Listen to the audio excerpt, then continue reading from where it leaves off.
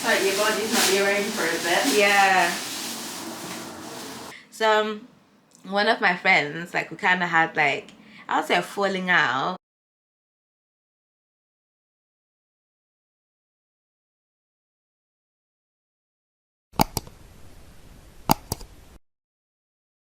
Morning guys, so I'm just about to, I'm whispering because George is asleep, but I'm just about to head off for my pap smear.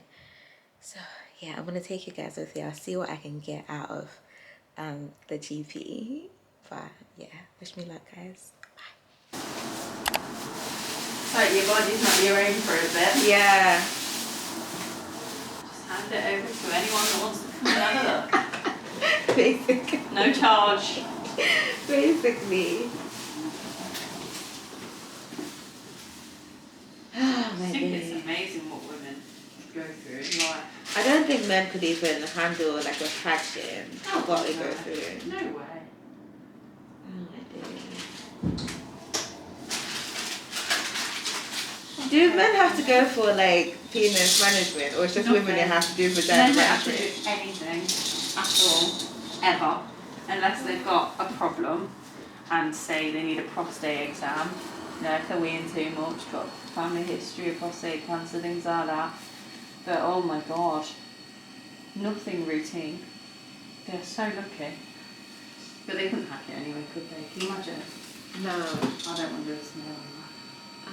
I hated like vaginal examinations when I was pregnant, so like I'm a bit scared because I found it very uncomfortable. Is it anything like similar? Little bit, because you know, like what's that one? we use a speculum, so that goes inside. I just open it up like this much, find your cervix. Once I've got that hole in the middle of your cervix where the babies come out, just take a sample with a soft brush. Okay. It feels like pressure down there, okay. And then that feels like scratching, but not scratching that hurts, just scratching that feels weird. Yeah. It's really odd, like bizarre, little bit uncomfortable at the worst, but it shouldn't be painful. Bring your feet up for me. Like this. See if we can position it. Yeah. So feet towards you a bit more. That's it. And then let them drop to the sides. That's it. Perfect. Happy days. My happy days. Happy days. So I'm imagining I'm in Portugal. Yeah, sounds good. So keep those bum cheeks relaxed and focus on your breathing. So big breaths. In through your nose, out through your mouth. Perfect. We're nearly there, my love. Just going to take the sample now. You're going to feel scratching, okay? Very strange, this one. And it's all done. That's it. Oh, you know what? I'm glad you did it. I feel like we've got a bit of rapport, so that's all right. Oh. Yeah. I'm glad you're the one who did it. I think if it was somebody else, I'd have like hated it. Really? Yeah. Oh, I'll take that. Yeah. I have a thing like if I don't feel comfortable around somebody, I get really tense. Close up. Yeah. Literally. Basically. Absolutely. That's what I think my problem is with everything vagina related. I get very like. Yeah, tense. But if you relax, yeah, it's okay. Absolutely. Yeah, so I've just had it done. Yeah, it was alright. The lady who did it, she's so nice. I've seen her a few times before. But yeah, it was alright. It wasn't bad. Like it happened so quickly that I can't think of a reason to not go like for your smear test. But it was uncomfortable. I'd be lying if I said it wasn't uncomfortable. I didn't like it, but it wasn't that bad. Yeah. Oh, so I'm back home now. I'm back from my pap smear. So yeah, it was alright. Jojo's been sleeping since I left her. I put her to sleep just before I left. Just before I got ready around 11:30, and it's 1:15 now. She's still asleep, so that's good. So I'm gonna do a bit of tidying up. So what I want to say, I want to tell you how it went. Yeah, it was alright. I'll say. Right. I don't like vaginal examinations. I just don't like it. I'm a very stiff person, so I don't like it. And I get very like, I start tensing. So, yeah, I didn't really like it that much. But it was alright. I would say everybody should definitely go get it done because it happens like, it goes so quick. It's over in like seconds. It's not even a minute. Like it goes so quickly. So it was over and done with in no time. And I'm glad I had it done.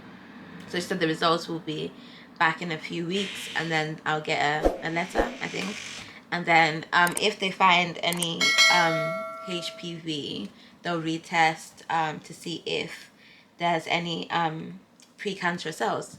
So yeah, pum pum management, ladies. I speak it, I preach it, and I do it. You know, you have to do what you preach. So I'm always preaching about vagina management and pum pum management. So it's part of being a woman. It's the most important part of being a woman, I think, is keeping up to date with your feminine health, your well-being, your mental health. So yeah, that's me. That's Dr. Charlie. Also, I want to tell you, my friend Jack messaged me today, and he said that he's coming to Leicester for the weekend, so he wanted to like link up with Amanda. So the school that I went to a Catholic school. So in my group of friends, there was like there was a few of us. I think there was like 6 or 7 of us in our group of friends. So in my class, I went to a predominantly white school. Like in my form, I was the only black girl, and there was like 2 black boys, and then everybody else was like white or, you know, something else. So my group of friends was always like very multicultural. So we used to call ourselves the United Nations, like the UN, because there was a bit of everything in our group of friends. So I was saying to Jack that, oh, I feel like it's gonna be a bit awkward. Oh, I thought I had Jojo crying. I was saying I think it's gonna be a bit awkward because last time I spoke to one of my friends, this was during the Black Lives Matter movement, right?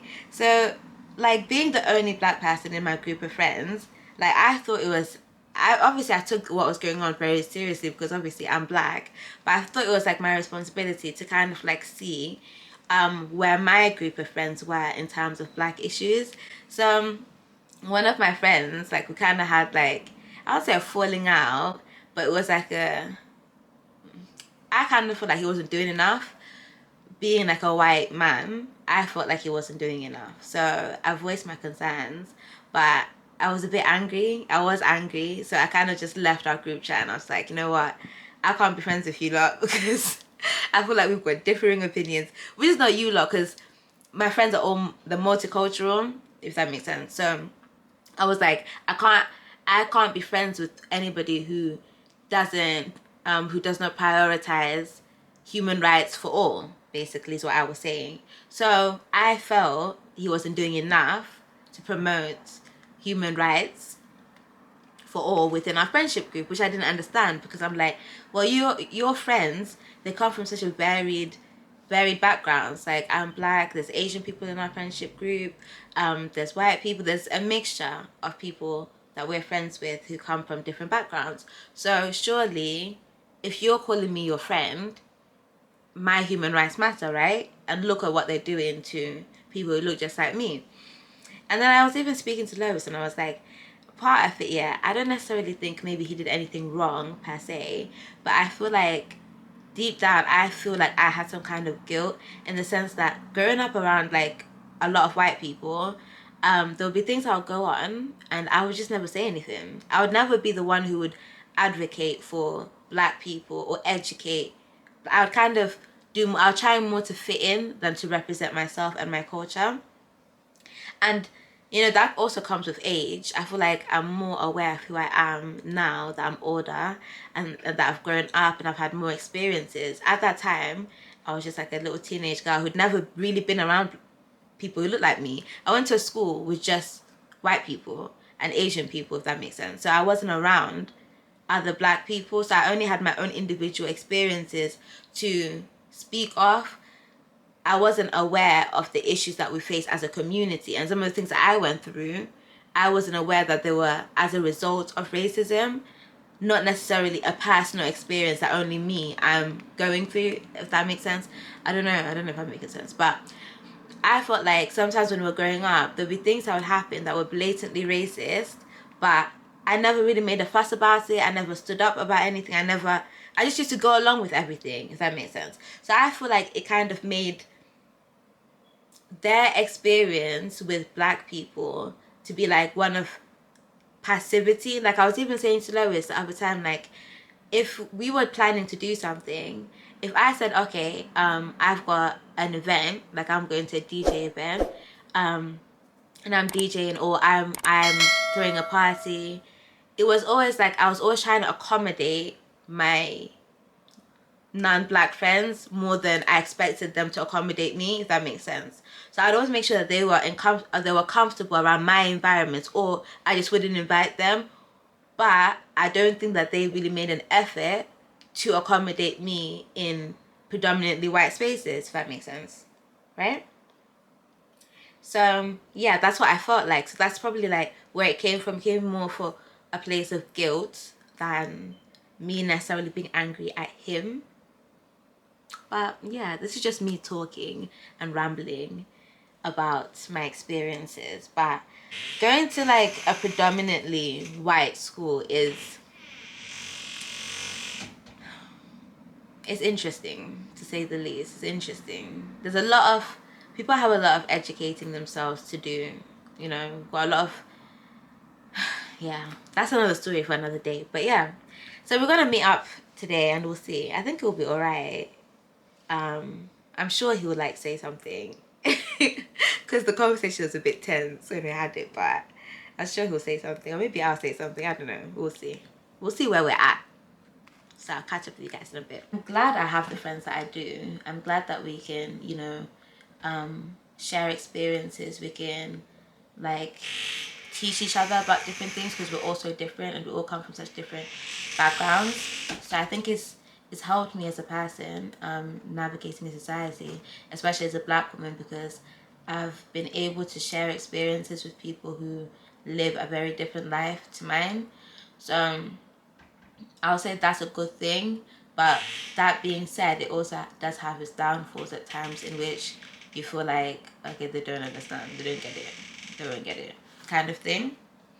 So it is interesting. It is interesting, man. But I'm also glad, another thing, like that's a bit off topic, is I feel like with vlogging and like with vlogging and having been vlogging like seriously throughout lockdown, and now coming out of it, I have enough confidence to be like showing you guys my life, like my actual life, the people I grew up with, people from my past, people in my present, people from my future. Like I can actually show you guys who I really am, in a sense. And I feel like